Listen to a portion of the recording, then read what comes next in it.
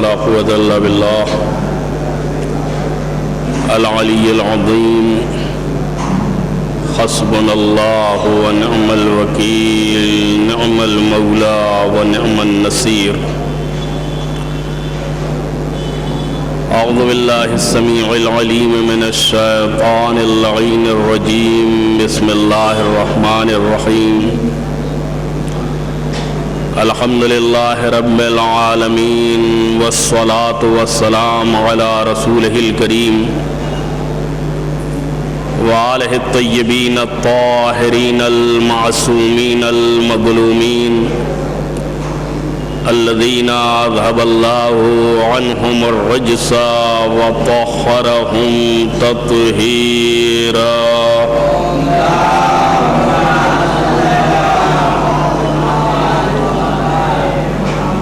أما بعد فقد قال الإمام علي بن الحسين زين العابدين عليه الصلاة والسلام في دعائه تستنظرهم بعناتك إلى الإنابة وتترك معاجلتهم إلى التوبة لكي لا يهلك عليك هالكهم ولا يشقى بنعمتك شقيهم إلا أن طول الأعذار إليه وبعد ترادف الحجة عليه كرما من عفوك يا كريم وعائدة من عطفك يا حليم۔ ماہ مبارک رمضان کے وداع کے سلسلے میں ہمارے چوتھے امام کی جو دعا ہے اس کے جملوں کو روزانہ میں آپ کے سامنے توضیح و تفسیر کے ساتھ پیش کرتا ہوں۔ آج جس جملے کی وضاحت مد نظر ہے اس میں امام فرماتے ہیں تستنظرهم بعناتک الی الانابہ، تو ان کے رجوع ہونے تک اپنے حلم کی بنا پر مہلت دیتا ہے۔ جن لوگوں نے گناہ کیے ہیں، جن لوگوں نے معصیتیں کی ہیں، جب تک وہ رجوع نہ کر لیں، خدا کی طرف انابت اور توبہ کے ساتھ نہ آ جائیں تو انہیں مہلت دیتا ہے، ان کے عذاب میں جلدی نہیں کرتا ہے، اور توبہ کرنے تک انہیں سزا دینے میں جلدی نہیں کرتا، تاکہ تیری منشا کے خلاف تباہ ہونے والا تباہ نہ ہو اور تیری نعمت کی وجہ سے بدبخت ہونے والا بدبخت نہ ہو، مگر اس وقت کہ جب اس پر پوری عذرداری اور حجت تمام ہو جائے۔ اے کریم یہ اتمام حجت تیرے عفو درگزر کا کرم، اور اے بردبار حلیم تحمل اور برداشت کرنے والے تیری شفقت و مہربانی کا فیض ہے۔ یعنی اگر کوئی شخص خدا کی نافرمانی اور گناہ کرتا ہے تو خدا اسے مہلت دیتا ہے اور فوراً عذاب نہیں کرتا۔ فوراً عذاب کی بات کیا ہے، اس کے نام عمل میں اس گناہ کو لکھتا بھی نہیں ہے، 24 گھنٹے تک انتظار کرتا ہے کہ ممکن ہے میرا بہکا ہوا بندہ توبہ کر کے ہماری بارگاہ میں آ جائے اور میں اسے بخش دوں، اس کے گناہوں کو معاف کر دوں۔ خدا انتظار کرتا ہے،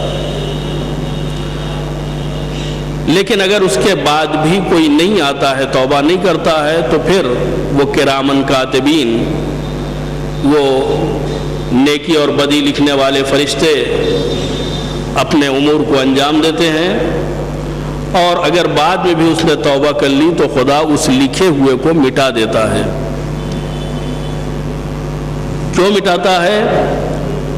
اس کی صفت معصوم بیان فرماتے ہیں، خدا کی بارگاہ میں عرض کرتے ہوئے، مناجات کرتے ہوئے، دعا کرتے ہوئے انت الذی فتحت لعبادک بابا الی عفوک وسمیتہ التوبہ، تو ہی وہ ذات ہے کہ جس نے اپنے بندوں کے لیے ایک دروازہ کھولا ہے اپنے عفو و کرم کی طرف، اور اس دروازے کا نام رکھا ہے توبہ۔ وَجَعَلْتَ عَلَى ذَلِكَ الْبَابِ دَلِيلًا مِّن وَحْيِكَ لِئَلَّا يَضِلُّوا عَنْهُ،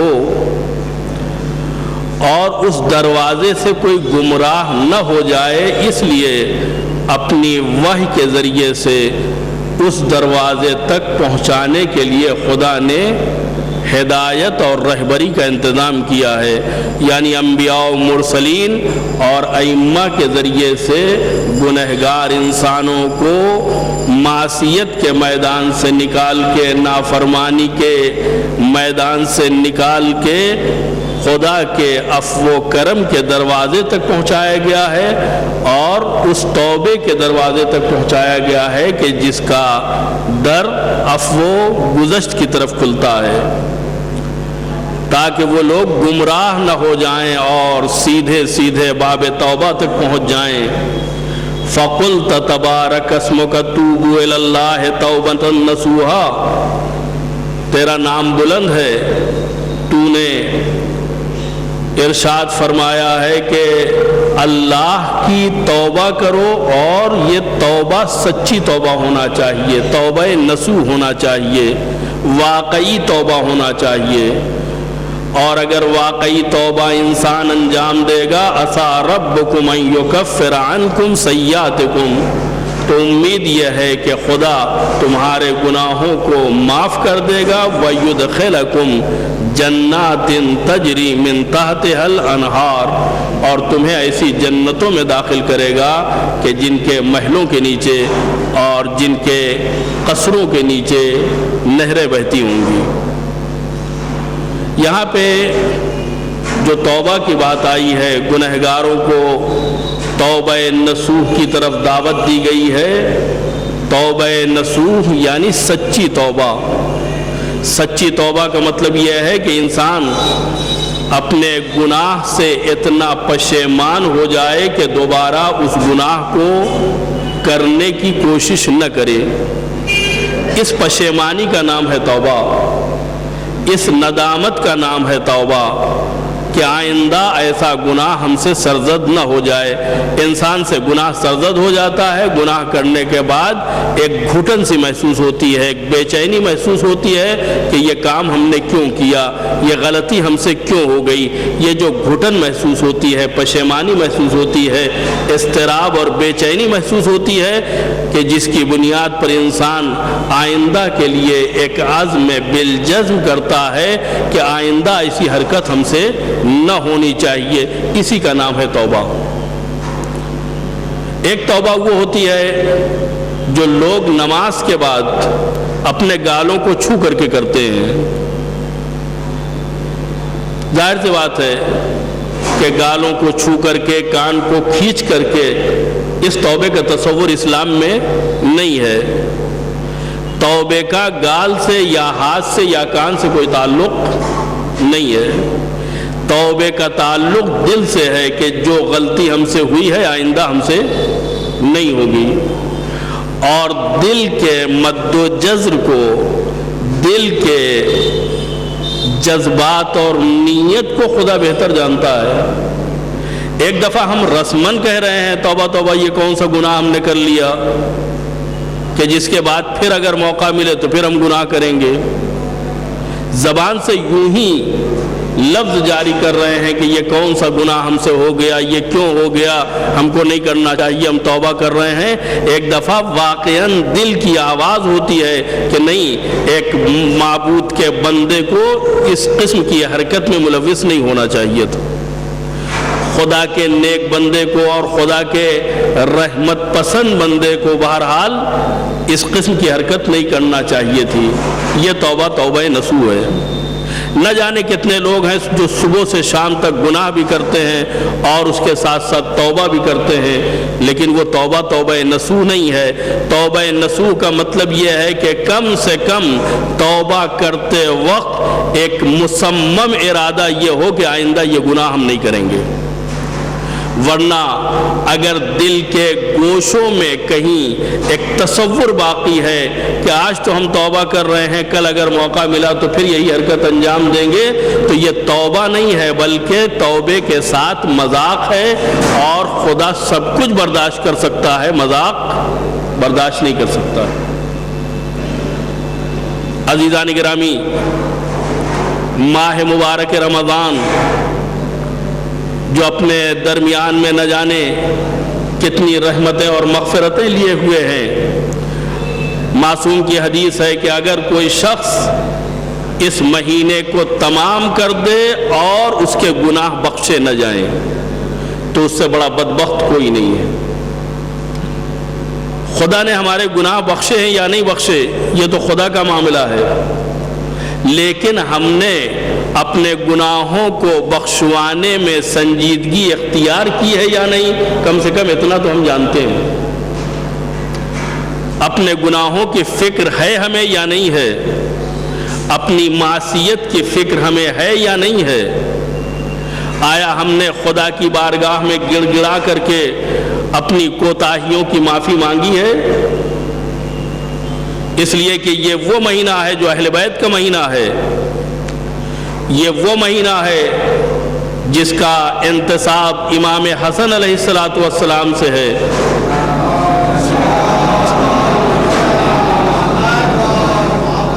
اور جس کی نسبت مولائے متقیان حضرت علی ابن ابی طالب علیہ السلام سے ہے۔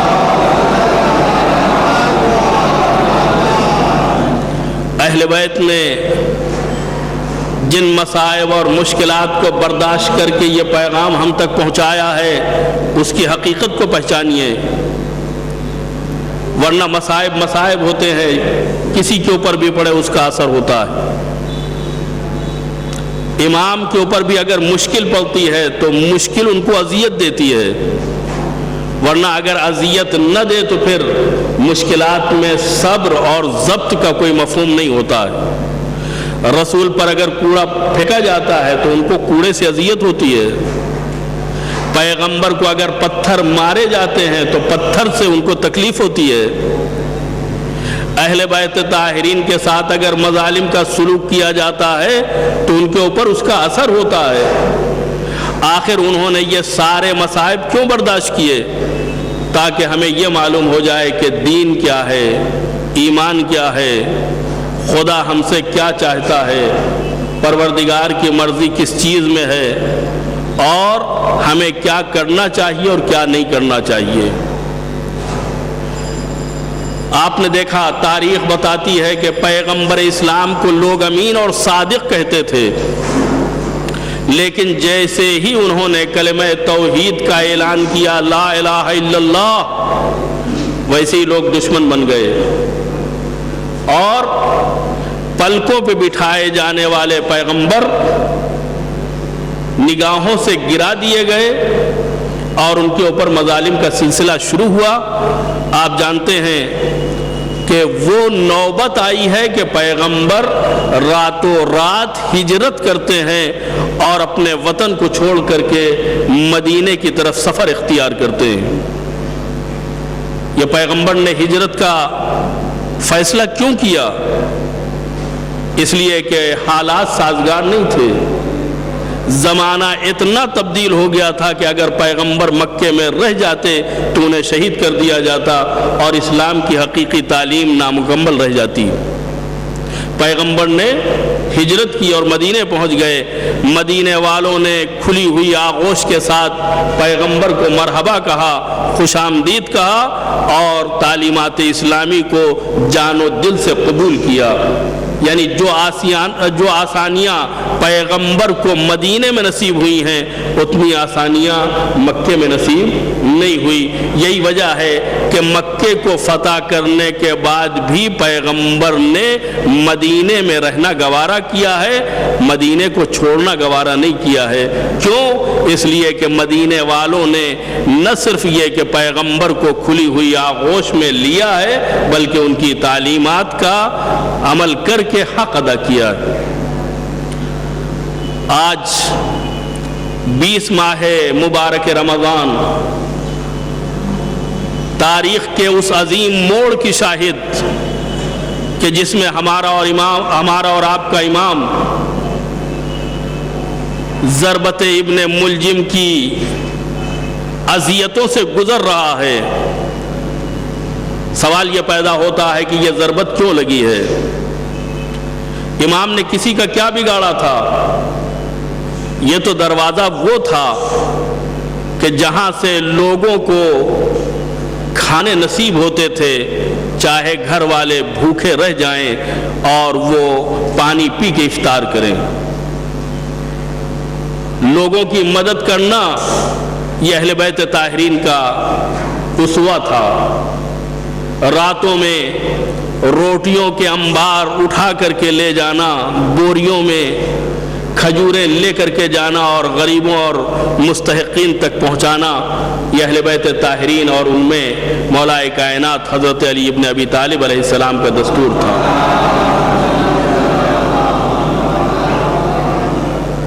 آخر کیا وجہ تھی؟ یہ لوگوں کو علی کیوں برے لگ رہے تھے؟ یہ امامت سے کیوں دشمنی تھی؟ یہ امامت سے دشمنی نہیں تھی، خدا کے پیغام سے دشمنی تھی۔ یہ رسول سے دشمنی تھی جو علی سے نکالی گئی۔ یہ خدا کے الہی پیغام سے دشمنی تھی جو اہل بیت طاہرین سے نکالی گئی۔ ورنہ اہل بیت نے لوگوں کو دیا ہے، ان سے کچھ لیا نہیں ہے۔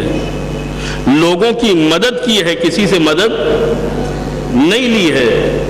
خدیجہ نے اپنا پورا تجارت کا، کاروبار کا پورا سرمایہ اسلام کے حوالے کر دیا، لیکن خدیجہ کی بیٹی کو رسول نے جو فدق دیا تھا وہ بھی امت نے چھین لیا اور انہیں نصیب نہ ہوا۔ رسول کی بیٹی اپنے حق کا مطالبہ کرتی ہوئی اس دنیا سے چلی گئی اور یہ ثابت کر گئی کہ رسول کے بعد امت نے اہل بیت کے ساتھ اچھا سلوک نہیں کیا ہے۔ ایک دنیاوی لیڈر کی اولاد بھی ہوتی ہے تو لوگ اس لیڈر کا احسان مانتے ہوئے اس کی نسلوں کے سامنے سر تسلیم خم کرتے ہیں، لیکن ایک بیٹی تھی جو اپنے باپ کے غم میں سوگوار تھی، لوگ پرسہ دینے کے بجائے اس کے دروازے کے اوپر آگ اور لکڑی جمع کر رہے تھے۔ جس عظیم شخصیت کو میدان غدیر میں ولایت و جانشینی کا منصب عنایت کیا گیا تھا، اس کے گلے میں رسی باندھ کر کے دربار میں لے جایا جاتا ہے اور اس سے مطالبہ بیعت ہوتا ہے۔ جو امت کی رہبری کے لیے آیا ہے، جس کے لیے پیغمبر نے کہا ہے کہ یہ باب مدینۃ العلم ہے،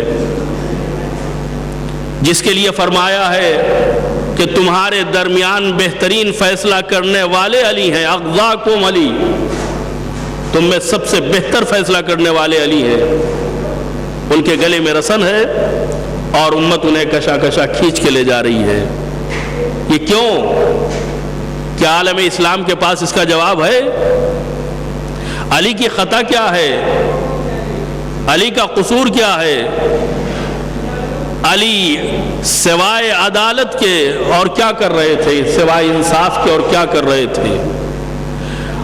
علی نے زیادہ پانے والوں کو ان کے خانے میں پہنچا دیا اور کہا بیت المال اگر میرے پاس ہے تو انصاف کے ساتھ تقسیم ہوگا، حقوق امت میں کسی قسم کی جانبداری سے کوئی کام نہیں لیا جائے گا، چاہے تم مجھے خلافت دو چاہے نہ دو، چاہے میری امامت کو تسلیم کرو چاہے نہ تسلیم کرو۔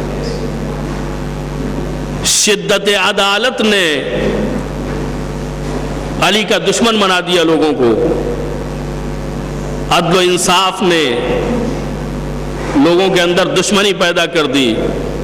لیکن علی آواز دے رہے ہیں کہ میں خدائے عادل کا نمائندہ ہوں، میں اس پروردگار کا نمائندہ ہوں کہ جو انصاف پسند ہے.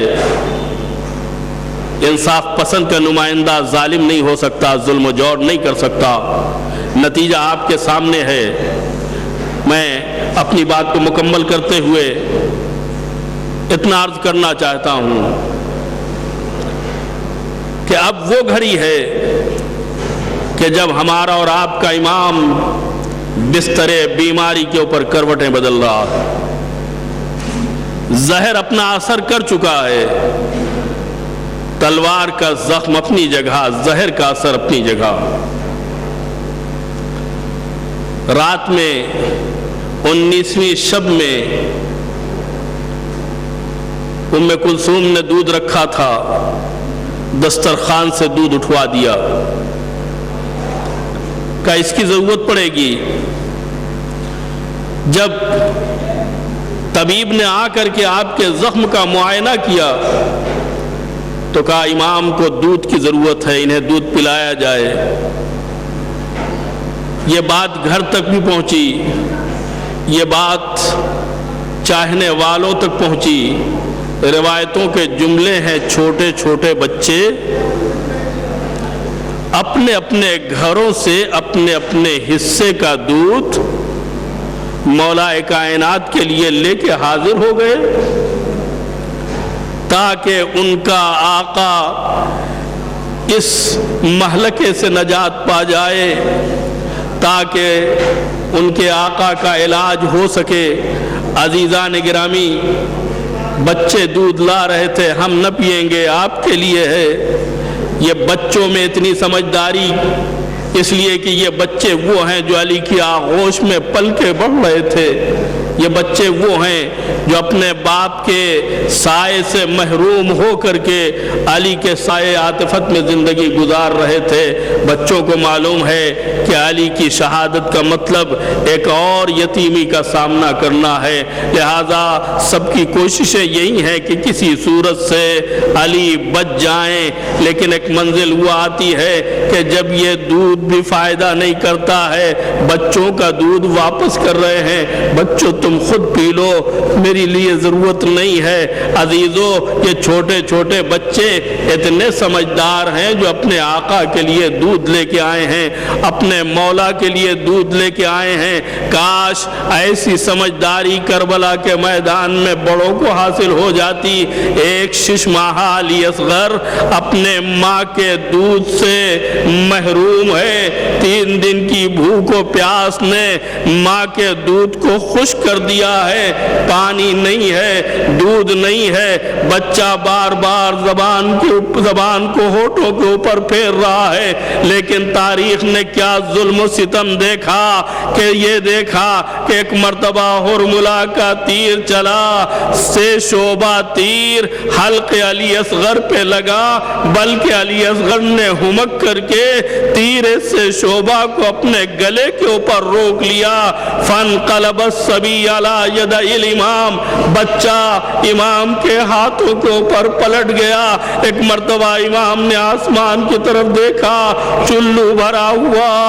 ایک مرتبہ زمین کے اوپر اس چلو کو پھینکنا چاہا، خون کو ڈالنا چاہا. آواز آئی، حسین خون ناحق ہے، زمین اسے برداشت نہیں کر سکتی. آسمان کی طرف اشارہ کیا، آسمان سے آواز آئی، خون ناحق کا ہم برداشت نہیں کر سکتے. حسین نے اپنے چہرے کے اوپر خون کو ملا. میں اسی حالت میں اپنے نانا رسول اللہ سے ملاقات کروں گا. اے نانا، 6 ماہ علی اصغر کو بھی تیر ہرملا نصیب ہوا، کوئی اسے پانی پلانے والا نہ تھا. سیعلم الذین ظلموا ای منقلب ینقلبون. انا للہ و انا الیہ راجعون. الہی بحق زہرا و ابیہا و بعلہا و بنیہا و بحق الائمة التسقة الطاہرین من ذریت الحسین علیہ الصلاة والسلام فاستجب دعانا واقض حاجاتنا برحمتک یا ارحم الراحمین۔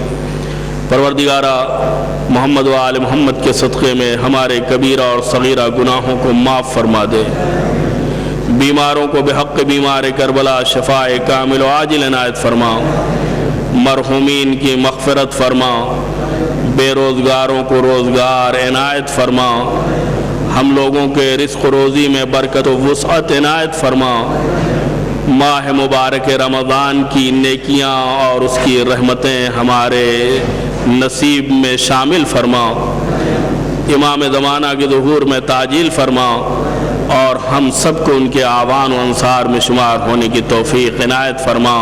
وصلی اللہ علی محمد وآلہ الطیبین الطاہرین المعصومین۔ آپ حضرات ایک سورہ فاتحہ جملہ مومنین و مومنات کو ایصال فرما دیں۔